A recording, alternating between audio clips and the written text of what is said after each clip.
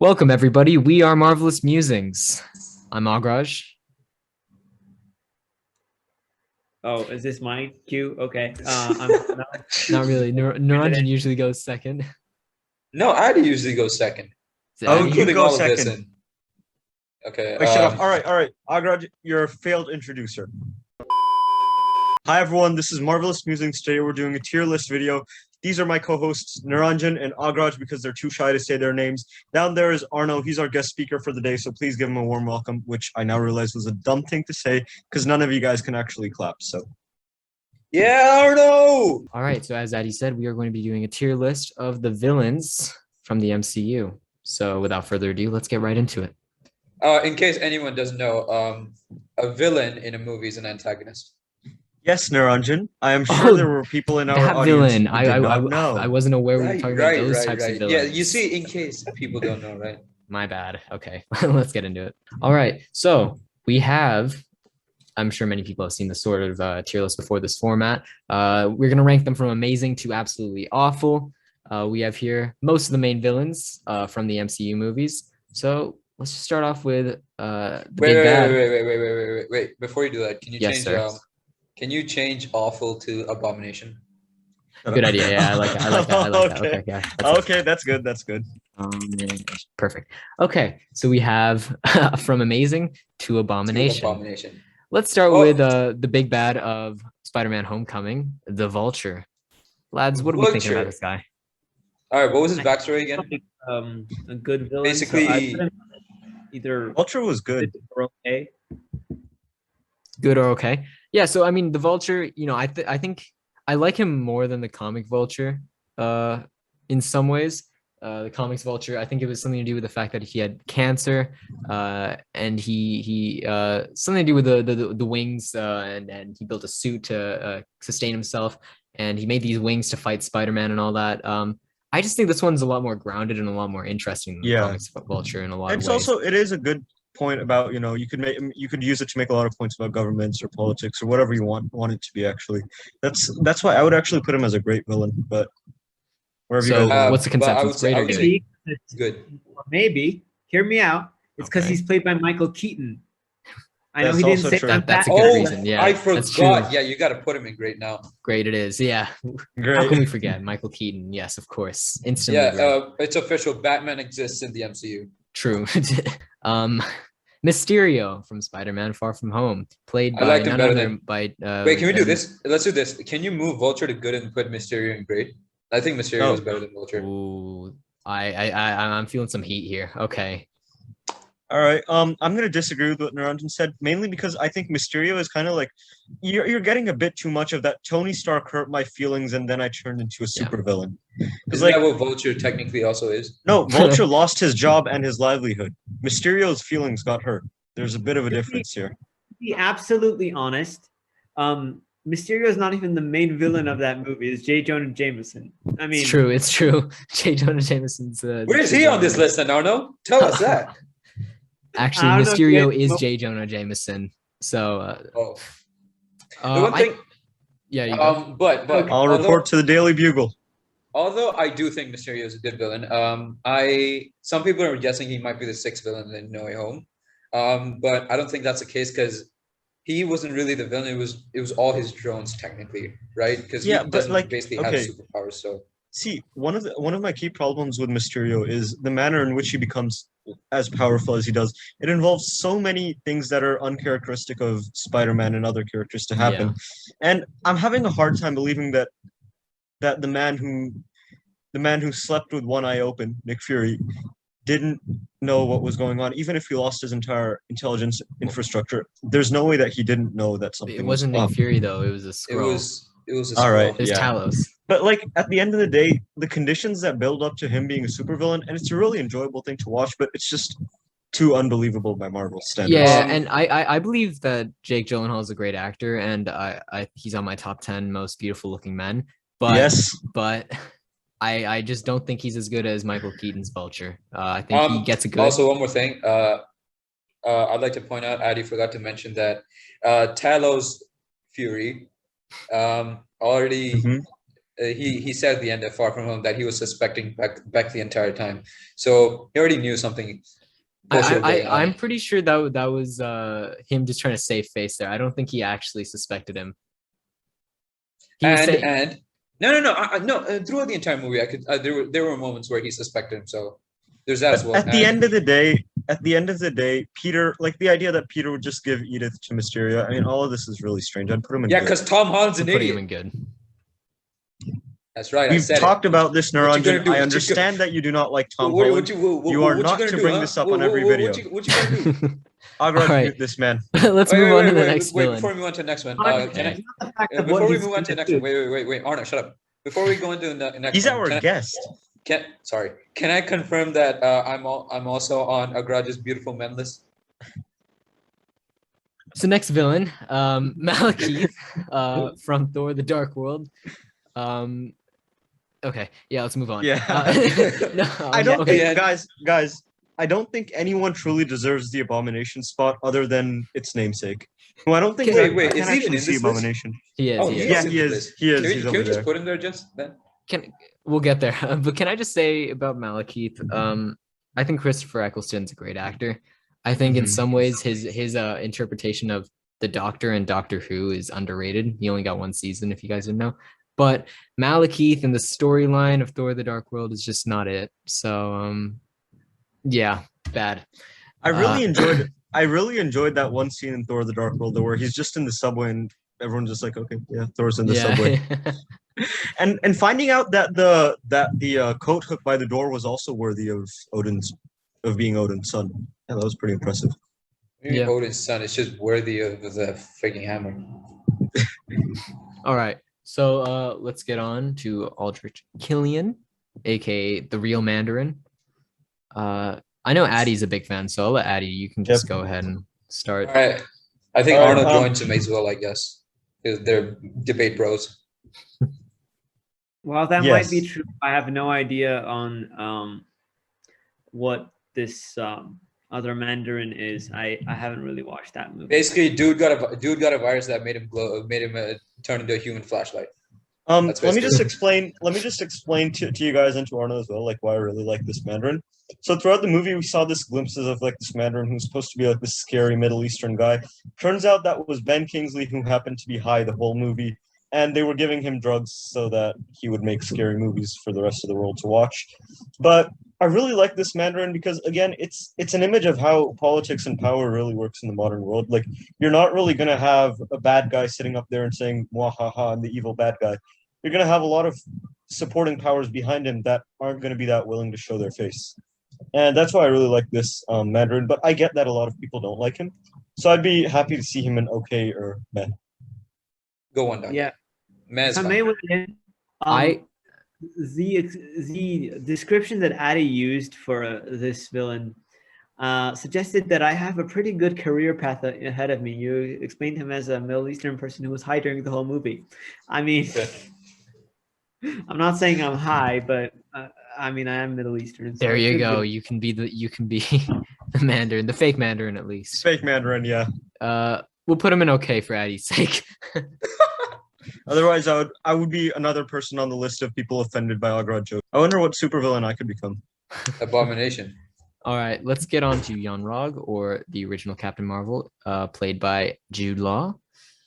I don't have much to say about this character because I just felt like this movie was just kind of meh. I would use the word utter crap, pardon my phrasing, but I mean, as a villain, I don't think he was the main villain, but if you would count him like that, I liked him because he was the only one who posed an actual threat to Captain Marvel, to be honest. True. And honestly, was like, if I could add to this, like, honestly, I like the character of Captain Marvel a bit more than I did when I first watched her movie, just because, like, I'm starting to understand that, yeah, that's what she represents. It's not meant to be all positive, but, like, honestly, the movie was just very forgettable. If it wasn't for Captain Marvel and Nick Fury with 2 eyes and also the cat, then, I just put him in bad. Putting him in bad? I feel like we could give him a meh. I feel like we can give him at least a meh. I think he did better than the movie itself. and I don't want to put him on like That's also true. yeah, like to compare him to Malakith is a bit like no, just no. Ghost. Ghost from Ant-Man and the Wasp. What was her? Actually, I think she had a pretty decent backstory. Yeah. I think Ghost had a pretty decent backstory. But she was, I have to say, she was invisible for so much of the movie that I literally couldn't be. I cannot care about her. I'm sorry. Like, again, she's at that meh level with Yonrog. Like, yeah, he's there or she's there, and yeah, they're the primary villains, and yeah, they're bad guys who we're supposed to be hating, but like, really, I'm just indifferent. So let's agree to put her in meh, I think. Meh, that seems fair. Next up, Kais. Annabelle Lecter. Yes. Caecilius. I love Doctor Strange. It's one of my favorite Marvel movies, which I know isn't always a popular opinion, but like I love Benedict Cumberbatch's Doctor Strange. I think Caecilius is a pretty cool villain. I think he's not that well fleshed out though as a villain. And it's because the whole time it was just him basically trying to serve his master Dormammu, who was in the movie for about 8 minutes. Played by the hero. Yeah, I just don't know. If I could add to him, like honestly, it's just again, I feel like a lot of these villains are going onto the meh list because they're just really forgettable. Because again, the Doctor Strange movie, I don't think it was really about, Doctor Strange versus Caecilius. It was about Doctor Strange discovering himself. Yeah. Naranjan, your face is phasing in and out. I think you're turning into Ghost. Oh, yep. Okay. Oh. Yeah. Yeah, but like going back to Caecilius, like honestly, a lot of these villains are there to help their main character's story, and as a result, they're not that good. Again, if we had a bit more backstory on Caecilius, like why he turned to Dormammu, that would explain things a lot more. But for now, again, I would just put him in the meh. Arno, what do you think? Well, yeah, I would put him in the meh. I wouldn't put him next to Malakith, but yeah, I think he goes on the same level as Jude Law. What was his name? I forgot. Yonrog. Yeah, Yonrog. That's how forgettable Yonrog is. There you go. Yeah. So yeah, I think that's fair. Ronan the Accuser. I like Ronan the Accuser. I think he wasn't a bad villain at all. I think he was pretty good. So for me, I would rank him in good. I would put him in good too, but just to say a little bit about him, I think Guardians of the Galaxy is one of the best Marvel movies. Yes, I do believe that as well. I think Volume 2 was even better. Honestly, yeah. Ronan works so well as a villain. Ronan works really well as a villain, mainly because the movie he's in is so good. Yes. Like Ronan in Doctor Strange would not have worked at all. It would have just been very strange and awkward, but Ronan here is really good. Well, okay, because he's more like a stepping stone to Thanos. That's like fair. That is true, I guess. How I view him. So he's one of the villains that built him up, right?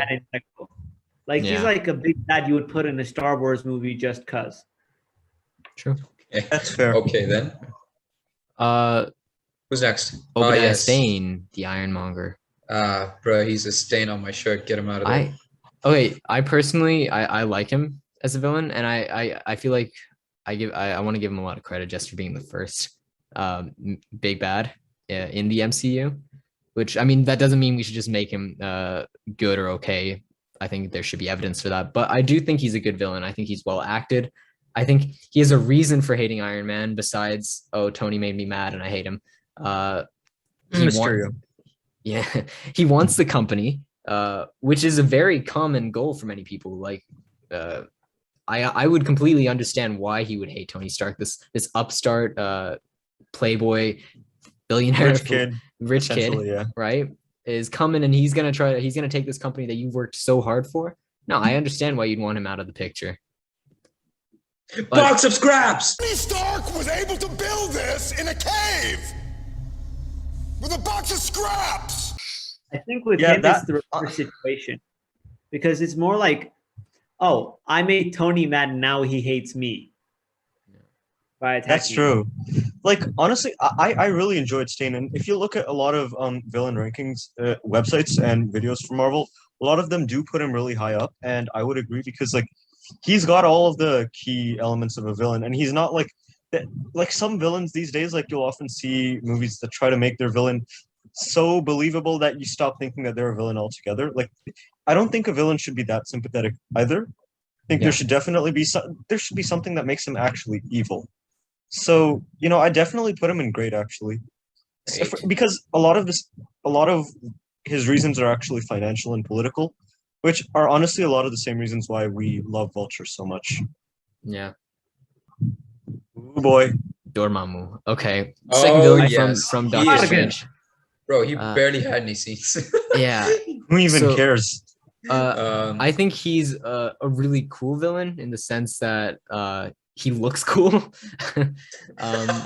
I think he's obviously really powerful, and I think it's interesting in the sense that he's from this dark dimension. It's his first glimpse of other dimensions and worlds that we get in Marvel. Right. For me, I think this honestly was a wasted opportunity for Marvel because they just had him for a few scenes just for Doctor Strange to piss him off. And then that's it. So I definitely think it's a wasted opportunity. So I'd put him in like Matt or okay. I would strongly Okay. disagree with Naranjan. I agree with the idea that it's a wasted opportunity and it could have been done better. But the simple fact that Dormammu, he doesn't even see himself as the villain in the way that Obadiah Stane or Ronan might. Like when he's eating up entire dimensions, and that's trillions of people, he's just fulfilling his own hunger. He's not in his own mind and by his own rules, he's not doing anything wrong. And that's what's so amazing about him. And I think, he is a missed opportunity, but I don't think that's enough to make him meh. I'd definitely push for him to be good, but I'd concede to him. Yeah, I'm gonna have to bargain with you there. I think we're not gonna say he's good. We're not gonna say he's meh. I think it's fair to put him in okay. All right. Okay. All right, let's move on. Moving on. So, Yellow Jacket from the first Ant-Man. We really just moved past that one really quickly. Yellow Jacket from the first Ant-Man movie. I like Yellow Jacket from the What If episode. I mean, meh. No. Bye. That one's meh. Actually, you know what? I'd actually put that as bad. That was just bad. But this Yellow Yeah. Jacket? No, the What If one. Just put him in bad, dude. Come on. I mean, but what's the reason? See, again, Explain he's right. worse than forgettable. He's cartoonishly evil in a way that doesn't make sense. Yeah, Joker that's facts. or Obadiah Stane, they get to that, and I think there's some other villains on this list that get to that level of evil, and it's you know what? I'm gonna enjoy this. Hela is a really good example of that. But he's cartoonishly evil, and it just doesn't fit in with the way the movie was. It's Fair enough. bad. I do love the first Ant-Man movie, but I see what you mean. Yeah. I think he's amazing in What If though. Oh yeah. But that isn't him though. That That's was- that's Different Hank Yellow Pym. Jacket. Yeah, it's Hank Pym with the Yellow Jacket outfit. All right, Whiplash. Whiplash is the superpowered. Okay, villain. can we move on? Please. Chill out. Let's talk about him. Please. Let's. Okay, you mute for a second. You don't have to talk about this when we got this. Whiplash. Bad. Just put him in bad, man. Yeah, I'll agree with you. He's not a very interesting villain because they don't really give a lot to his story. He has a backstory there, and we understand why he doesn't like Tony Stark, but it's just I also didn't love the actor who played him. Red Skull. Red Skull deserves to be up here somewhere for sure. Yes. Arno, what do you think about this? I agree. I mean, okay, but if you're basing it off the fact that he's a Nazi, I don't know what you're really doing. Nice. No, that's No, not no, what no, no, no. We're not looking at that's Nazis. definitely not why I want to make him good. I don't think he's great, but I would definitely say he's good because he's the anti-Steve, and no one else really fits Anti-Steve. no Anti-Steve. other villain from our list really fits that. This is the anti-protagonist as well as Red Skull, because Red Skull is he's exactly what Erskine warned about. You have to be a good man, not a strong man, to be able to be good at this. I think that's fair. Red Skull for good. Amazing. Hello. Hello. was Amazing. good as well. That's all we have to Yeah. say. Hello, I very think- good. Thor Ragnarok, such a good movie. Mm-hmm. Let's be honest. Yeah. Hello. And let's be fair. Red She Skull has. from him. Arno, go on. Yeah, so basically the way I view it is if he's the opposite of Steve, essentially you're framing it as the Americans are the opposite of Nazis, and I find that hard to believe. I'm not saying they're Nazis. I'm saying it's hard to believe. He's the That- opposite of Steve in terms of what they believe, not because the Yeah. Nazis are the opposite of the Americans. They're It's their also belief opposite. systems. They're also opposite results of the super soldier serum. Yeah, yeah, Yeah, that's that was more of what I was going to. Like ideologically, we can have a really long conversation there. But back to Hela. Hela is really cool, and I played think by she the has- amazing Kate Blanchett. I think she has really legitimate beef here as well. Just because she was kind of locked up for 5,000 years. Just because I want to know, she didn't change into something more evil and more violent. Odin just changed into something peaceful. I mean, that's not her fault. She just wants to, continue like bonding with her dad, destroying worlds and stuff. Yeah, I get that is evil, but facts, facts. Yeah. Not Ultron. to mention she's hot. Okay, Hela- I guess we. yes, I approve. Hela Ultron. made me feel like Thor was the adopted brother. I see it. Ultron. Age of Ultron Good. wasn't a great movie. I didn't love it. Ultron, I think didn't love it. missed opportunity, dude. I didn't Missed love it as a movie. opportunity. He could have Missed done so much opportunity. more. Yeah, but he's the ultimate result of Tony Stark thinking he could do everything, and for that reason alone, I'd put him on good. Like I'd concede it once again to okay, but I guess this is all about bargaining. So Yeah, they I- wasted his I think it's fair to opportunities. give him an okay. Yeah, I'd give him an okay. I think the movie, yeah, and the movie itself, I think was an okay. Like Age of Ultron was. hold on. I'm gonna ask you to put him in good, just because James Spadner was so good at Ultron, especially the way he mastered. Also, that I voice. don't feel good putting Ultron in the same level as Aldrich Killian. Yeah. Oh yeah, definitely. Yeah. Alexander Pierce. Amazing. Of course, you're gonna put him in amazing. I would say great. I think I think Winter Soldier is one of the best Marvel movies. I don't 'Cause think I disagree.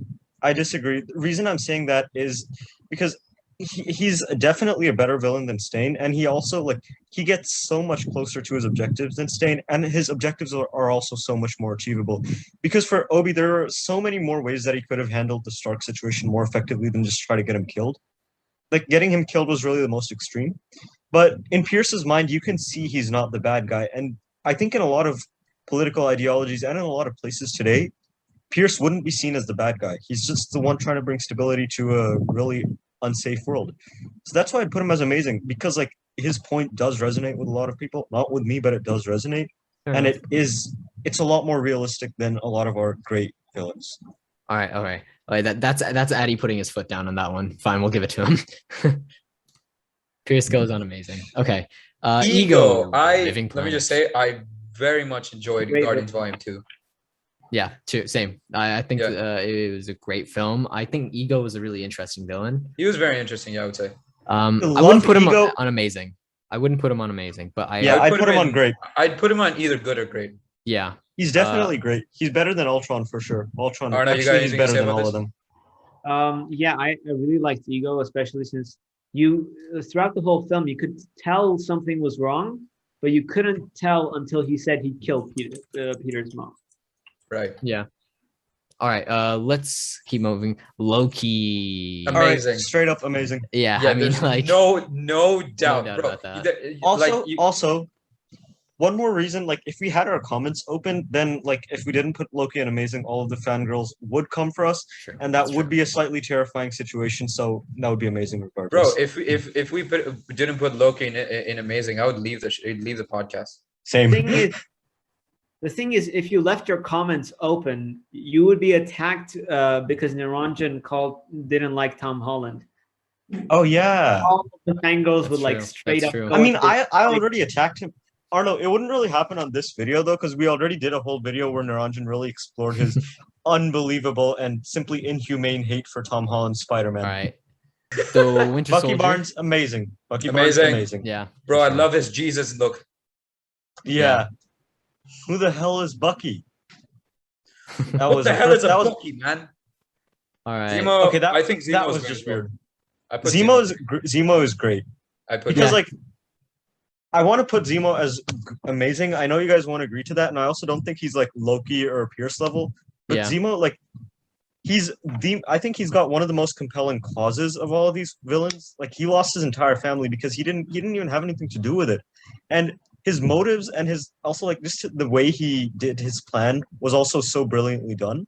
I mean, I know there's a lot of people who nitpick on Zemo's plan, but there were a lot of things that I think he had a lot of stopgaps for. So I think he did it really well. We got Killmonger next.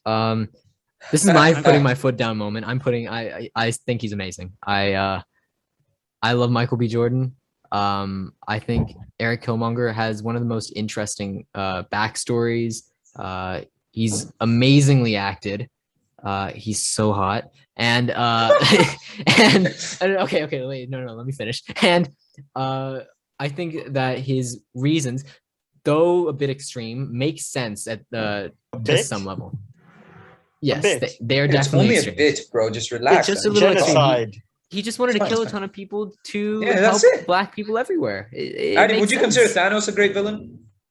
Yes, he did the same thing. He did this. I wouldn't say Thanos was to a an bit even larger extreme. extent. I wouldn't say Thanos was a bit extreme. I'd say he's a genocidal maniac. Again, and also, the term genocide wrong. He said it was random. Right, yeah. On top so he's like Genghis Khan, essentially. All right. I also want to talk about Killmonger too, actually, because Michael B. Jordan is very hot and is definitely like Mysterio. He's also like my top 10 hottest male actors. He's second on the list. I'm first, right? No. Yeah, I do really like his portrayal of Killmonger. My biggest problem with Killmonger is just that, the solution to oppression is not genocide, and I think a lot of people really didn't get that point. So my biggest problem is kind of with his fan base and not really with the character itself. Okay, I see what you mean by that. But I think his troubled past really explains why he thinks the way he does. Mm-hmm. It does, yeah. I believe so as well. I think he deserves at least the great spot because definitely he won straight up. That's true. Yeah, he won actually. Before he lost. The time travel he won before he lost. Yeah. I'm putting him in amazing. That's my put my foot down moment for this episode. And I put my foot down on top of yours. No. That would just hurt, dude. Yeah. All right. That's painful. Thanos. We were. Do we even have to discuss? It's illegal to put him anywhere else, right? Bro. He clearly goes an abomination. Yeah. Done. Okay. See you guys next time. I will. I will find you, and I will whack you. Jokes. I will whack you. We need to put instead of amazing, inevitable. Yes, change it right now. Agraj, change it right now. Make a new category. No. Agraj, make a new category. I can't do that in the moment. Inevitable. Okay. There we go. You three are getting moved down here.